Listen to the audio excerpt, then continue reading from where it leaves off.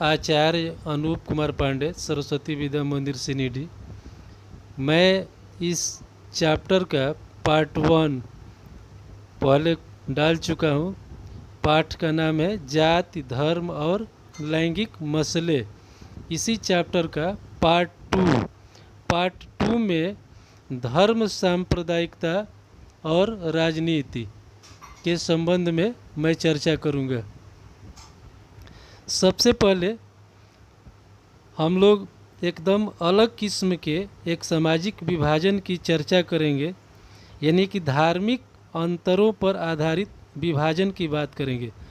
यह विभाजन लैंगिक विभाजन जैसा सार्वभौम तो नहीं है, पर विश्व में धार्मिक विभिन्नता आज बड़ी व्यापक हो गई है। तो उसी से संबंधित विचार मैं प्रस्तुत करूंगा। पहले कि धर्म के संबंध में गांधी जी कहा करते थे कि धर्म को कभी राजनीति से अलग नहीं किया जा सकता। वे धर्म को नैतिक मूल्यों से जोड़ कर देखते थे। उनका मानना था कि राजनीति धर्म द्वारा स्थापित मूल्यों से ही निर्देशित होनी चाहिए। इसी में दूसरी महत्वपूर्ण बात, 3 तरह की बातें आई है, जिसमें पहला मैंने गांधी जी की बातें बतलाई, उन्होंने धर्म के बारे में क्या सोचा था। सेकेंड है कि अपने देश के मानवाधिकार समूहों का कहना है कि इस देश में सांप्रदायिक दंगों में मरने वाले ज़्यादातर लोग अल्पसंख्यक समुदायों के हैं, तो उनकी मांग है कि सरकार अल्पसंख्यकों की रक्षा के लिए कोई विशेष कदम उठाए। इसी में तीसरा महत्वपूर्ण बात है धर्म को लेकर, जितने भी महिला आंदोलन संगठन है उनका मानना है कि सभी धर्मों में, चाहे वो हिंदू धर्म हो या इस्लाम धर्म हो या कोई अन्य धर्म हो, सभी धर्मों में वर्णित पारिवारिक कानून जो है वह महिलाओं के साथ भेदभाव करता है।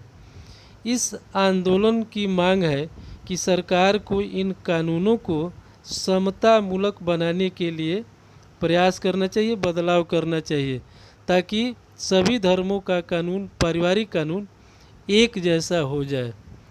इसके बाद मैं इसी संबंध में पारिवारिक कानून का उल्लेख करेंगे, जो डिफिनीशन दिया गया है कि विवाह, तलाक, गोद लेना और उत्तराधिकार जैसे परिवार से जुड़े कुछ मसलों से संबंधित कानून को ही हमारे देश में सभी धर्मों के लिए अलग अलग पारिवारिक कानून है।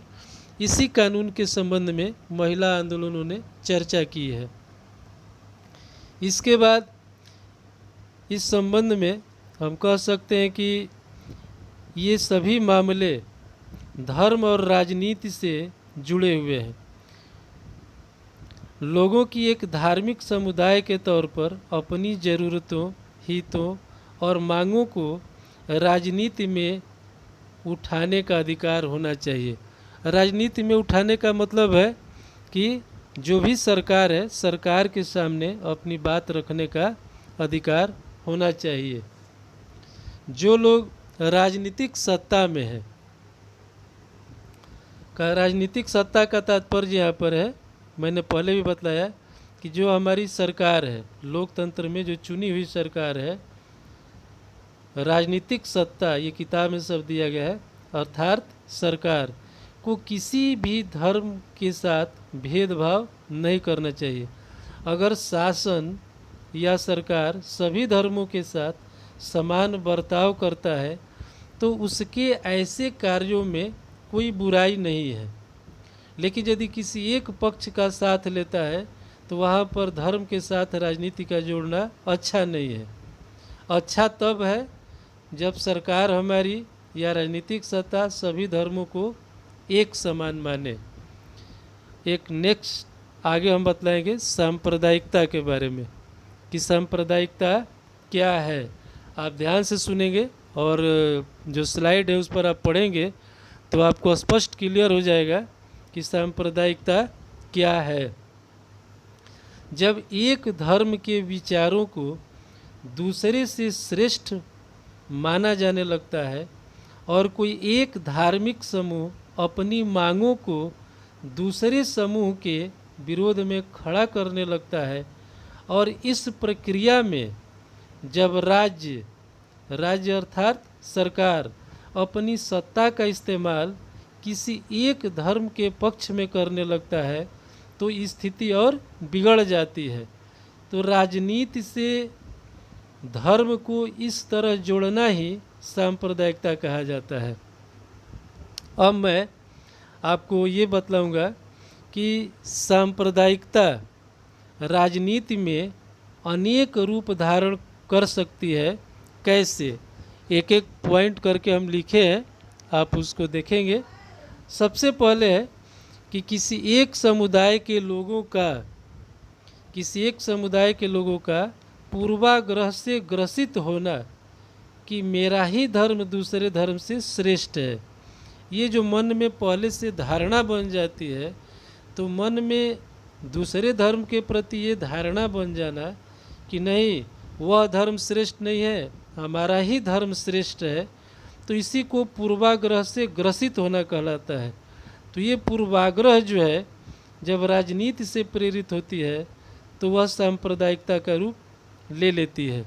इसी में दूसरा पॉइंट है कि किसी भी देश में जो समुदाय के लोग अधिक संख्या में हैं उनको बहुसंख्यक कहा जाता है।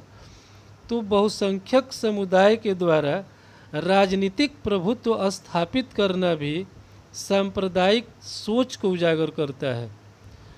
जैसे आप श्रीलंका का उदाहरण देखें कि जो सिंहली बहुसंख्यक है, तो उस बहुसंख्यक के आधार पर सिंहली चाहते हैं कि हमारा ही देश में प्रभुत्व स्थापित हो, हमारा ही बोलबाला हो।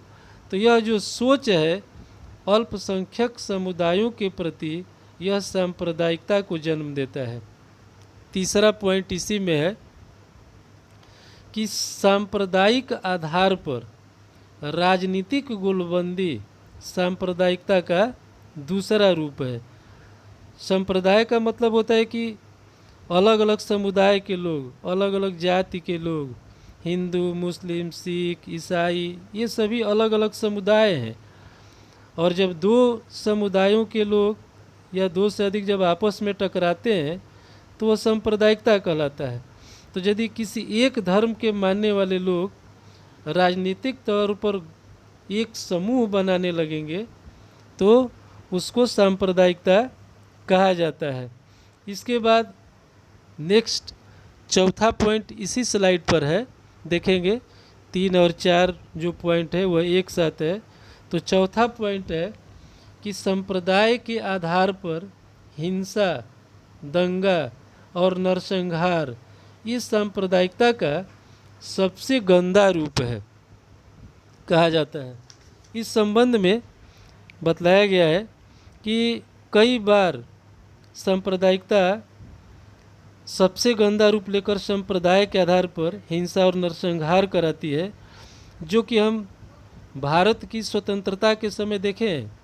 विभाजन के समय भारत और पाकिस्तान में भयावह सांप्रदायिक दंगे हुए थे, हिंदू और मुसलमानों के बीच में हुआ था, जिसमें लाखों लाख लोग मारे गए थे। तो आज़ादी के बाद भी इस तरह के दंगे हुए हैं, लेकिन वह सबसे बड़ा सांप्रदायिक दंगा था। इसी में एक और शब्द आया है धर्मनिरपेक्ष शासन। धर्मनिरपेक्ष शासन किसे कहा जाता है?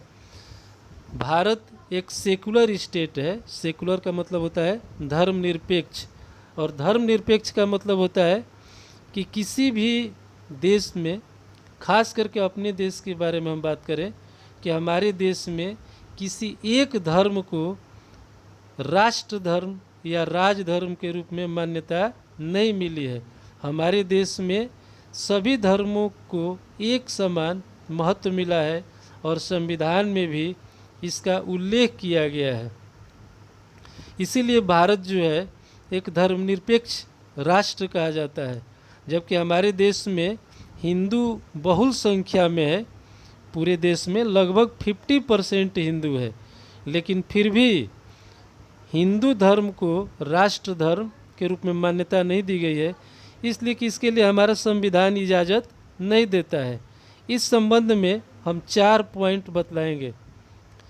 पहला है कि भारतीय संविधान में किसी भी धर्म को राजकीय धर्म के रूप में स्वीकार नहीं किया गया है, अर्थात हमारे देश का कोई एक धर्म नहीं है। जैसे इसका उदाहरण हम दे सकते हैं, जैसे कि इस संबंध में इंग्लैंड में ईसाई धर्म है, जहाँ पर उसी की मान्यता है। पाकिस्तान में इस्लाम धर्म है, श्रीलंका में बौद्ध धर्म है, नेपाल में हिंदू धर्म है। एक एक धर्म जो वहाँ का राष्ट्रीय धर्म है, राजकीय धर्म है, लेकिन हमारे देश में ऐसी व्यवस्था नहीं है। दूसरा, संविधान सभी नागरिकों और समुदायों को किसी भी धर्म का पालन करने और प्रचार करने की आज़ादी देता है हमारे देश में। इसी में तीसरा पॉइंट है, नेक्स्ट स्लाइड पर आप देखेंगे कि संविधान धर्म के आधार पर किए जाने वाले किसी भी तरह के भेदभाव को अवैधानिक, गलत घोषित करता है।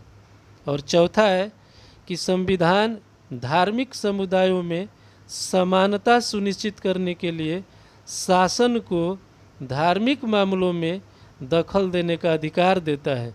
हमारे देश की शासन व्यवस्था को संविधान अधिकार देता है कि यदि गलत होता है तो आप उसमें दखल दे सकते हैं। इस संबंध में कह सकते हैं कि धर्मनिरपेक्षता हमारे संविधान की बुनियाद है। कहा जाता है कि यह कुछ पार्टियों या व्यक्तियों की एक विचारधारा भर नहीं है, यह विचार हमारे संविधान का मूल सिद्धांत है। सांप्रदायिकता भारत में सिर्फ कुछ लोगों के लिए एक खतरा नहीं है, यह भारत की बुनियादी अवधारणा के लिए एक चुनौती है, एक खतरा है। हमारी तरह का धर्मनिरपेक्ष संविधान जरूरी चीज़ है, पर अकेले इसी के बूते सांप्रदायिकता का मुकाबला नहीं किया जा सकता है। इसके लिए हमारे पूरे देश के नागरिक को जागरूक होना होगा, अवेयरनेस आना चाहिए। हमें अपने दैनिक जीवन में सांप्रदायिक पूर्वाग्रहों, दुष्प्रचारों का मुकाबला करना होगा तथा धर्म पर आधारित गोलबंदी का भी मुकाबला करना होगा, जो राजनीति के दायरे में रहकर करने की ज़रूरत है। धन्यवाद। तो उम्मीद है कि सभी भैया इस पार्ट 2 को देखेंगे, आपको बहुत सुविधा होगी इस पार्ट को समझने में। और मैं इस संबंध में तीसरा पार्ट जो है शीघ्र डालूँगा और पार्ट पूरा होगा।